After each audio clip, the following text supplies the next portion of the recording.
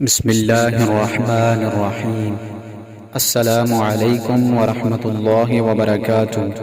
بیان T V کے معزز ناظرین، آج کے درس حدیث میں خوش آمدید۔ آج کا موضوع حدیث ہے جب مرغ کی آواز سنو تو کیا مانگو، اور جب گدھے کی آواز سنو تو اللہ تعالی سے کیا مانگو۔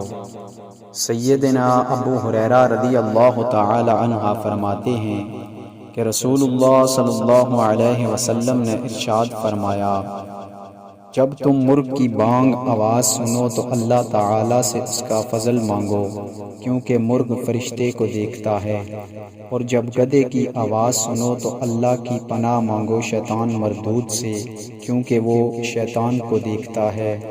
اللہ تعالی ہم سب مسلمانوں کو پیارے آقا صلی اللہ علیہ وسلم کی احادیث مبارکہ پر عمل کرنے کی توفیق عطا فرمائے، آمین ثم آمین۔